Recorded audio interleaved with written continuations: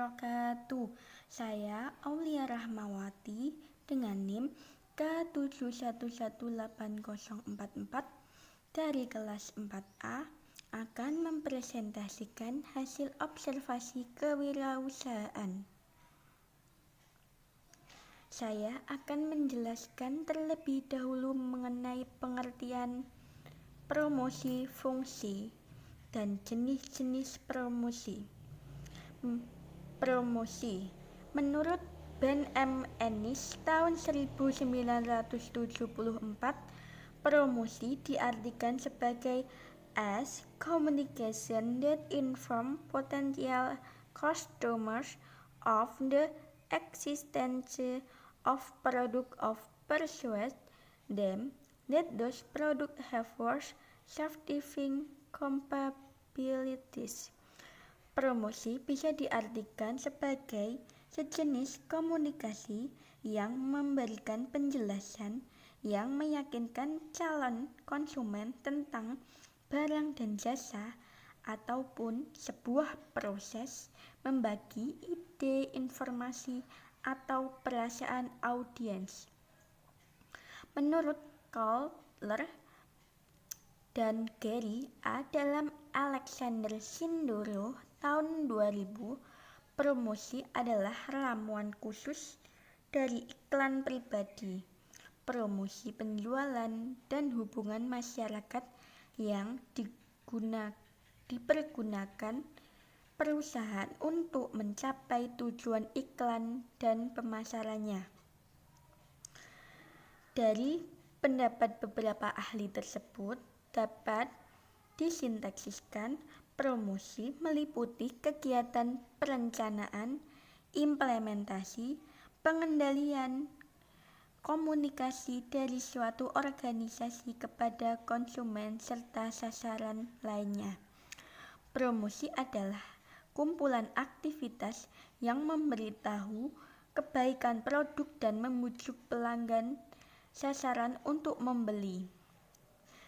Promosi dapat dikategorikan sebagai komponen dalam campuran pemasaran yang menekankan teknik yang berkesan untuk menjual produk. Fungsi promosi. Fungsi promosi yaitu informing atau memberikan informasi. Promosi merupakan sarana untuk memperkenalkan kepada para konsumen.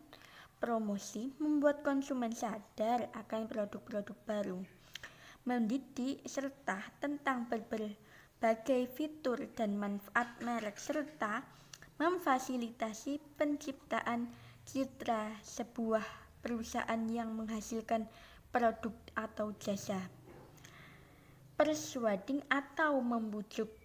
Media promosi atau iklan yang baik mampu mempersuasikan pelanggan untuk mencoba produk dan jasa yang ditawarkan. Terkadang persuasi berbentuk mempengaruhi permintaan primer, yakni menciptakan permintaan bagi seluruh kategori produk. Lebih sering promosi berupaya untuk membangun permintaan sekunder, permintaan bagi merek perusahaan yang spesifik. Adding value atau menambah nilai. Terdapat 3 cara mendasar di mana perusahaan bisa memberi nilai tambah bagi penawar-penawar mereka, inovasi penyempurnaan kualitas atau mengubah persepsi konsumen. 3 konsumen nilai tambah tersebut benar-benar independen. Tujuan promosi. Yang pertama, menumbuhkan persepsi pelanggan terhadap suatu kebutuhan atau kategori need. Yang kedua, memperkenalkan dan memberikan pemahaman tentang suatu produk kepada konsumen atau brand awareness. Yang ketiga yaitu mendorong pemilihan terhadap suatu produk atau brand attitude. Yang keempat, membujuk pelanggan untuk membeli suatu produk atau brand purchase intention. Yang 5, yaitu mengimbangi kelemahan unsur pembauran pemasaran atau push non facilities. Yang ketujuh yaitu menanamkan citra produk dan perusahaan positioning. Jenis-jenis promosi. Yang pertama adalah informasi dari mulut ke mulut atau word of mouth. Informasi dari mulut ke mulut merupakan teknik promosi melalui percakapan dari seseorang kepada orang lain untuk menyebarkan informasi dimaksud. Dalam hal ini, peranan sangat penting dan mempromosikan barang atau jasa sangat dekat dengan penyampaian jasa. Dengan kata lain, pelanggan tersebut akan berbicara dengan pelanggan lain yang berpotensi tentang pengalaman dalam menerima jasa tersebut. Sehingga informasi dari mulut ke mulut ini sangat pengaruhnya dalam dampak terhadap pemasaran jasa dibandingkan dengan aktivitas komunikasi lainnya. Selanjutnya adalah pemasaran langsung atau direct marketing. Pemasaran langsung merupakan bentuk promosi dengan cara memasarkan barang atau jasa secara langsung agar mendapat tanggapan secara langsung juga dari para konsumen.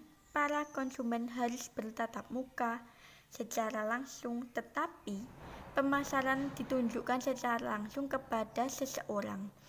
Pemasaran langsung ini bisa melalui penggunaan surat, telepon, faksimil, email, dan alat penghubung non-personal untuk berkomunikasi secara langsung dengan atau mendapatkan tanggapan langsung dari pelanggan atau calon pelanggan tertentu. Yang selanjutnya adalah iklan. Iklan biasanya terdapat pada televisi, koran, dan lain sebagainya. Spanduk biasanya ditempel di jalan untuk menarik para pembelinya. Yang selanjutnya adalah sosial media atau media sosial. Sosial media adalah saluran atau sarana pergaulan sosial secara online di dunia maya internet. Para penggunanya atau user media sosial berkomunikasi, berinteraksi, saling kirim pesan, dan saling berbagi atau sharing, dan membangun jaringan network atau networking. Berikut ini video observasi wawancara mengenai produksi, penjualan, dan distribusinya. Assalamualaikum Bu. Waalaikumsalam. Jualan es ya Bu? Ya, Harganya berapa? cuma 2.000 Mbak. Produk inovatifnya apa? Dari isiannya atau apa gitu? Isiannya ya semangka, jeli, roti, terus melon, belewah, susu. Oh, bisa beli lewat online enggak? Ya bisa tapi jaraknya yang dekat Mbak. Oh ya. Weh, weh. Ini jualannya cuman pas puasa atau apa pas? Ya enggak, besok rencananya habis puasa kalau laku lancar ya jualan terus. Penghasilannya rata-rata berapa? Ya enggak mesti, kadang ya 30 kat, kadang 35, kadang 20. Oh, berarti enggak mesti. Enggak, Selain jalan es, jalan apa lagi Bu? udah ini cuma sambung. Oh ya, makasih Bu. Ya, salam. Berikut ini rincian dari wawancara. Yang pertama adalah produk atau products. Jenis usaha kecil-kecilan menjual es pada saat bulan Ramadan adalah usaha yang dirintis tetangga saya untuk mendapatkan uang tambahan untuk memenuhi kebutuhan di tengah pandemi corona saat ini. Karena kerjaannya yang dahulu tidak ada pesanan dan mulai sepi. dan tetangga saya memutuskan menjual es buah. Es buah ini berisi bermacam-macam buah, agar-agar, dan roti, serta sirup dan susu. Sirupnya dengan gula asli tanpa pemanis tambahan. Keunikan es buah ini dalam segi pengemasan, yaitu dengan cup dan harganya sangat terjangkau. Yang kedua, tempat atau distribusi. Strategi pemasaran adalah tempat atau distribusi. Tempat berjualan es ini di depan rumah karena ramai dan di pinggir jalan. Selain itu bisa dipesan lewat online tetapi tidak menjangkau tempat yang jauh. Yang ketiga, harga atau price. Harga es buah ini sangat terjangkau karena per cupnya dengan harga Rp2.000. Yang keempat adalah promotion atau promosi. Dalam memperkenalkan produk yang memiliki beberapa teknik-teknik mempromosikan suatu produk yang ditawarkan. Salah satunya mereka menggunakan yang pertama adalah pemasaran langsung atau direct marketing. Merupakan pemasaran menggunakan promosi penjualan langsung ke pembeli, di mana penjualnya langsung di depan rumah. Yang kedua adalah hubungan masyarakat atau public relationship. Merupakan bentuk pelayanan yang mereka berikan selama memasarkan produk es buah untuk membentuk pelanggan. Dengan bentuk yaitu memperkenalkan produk ke keluarga, kerabat, teman, bahkan dari mulut ke mulut. Kurang lebihnya presentasi saya. Mohon maaf, saya akhiri.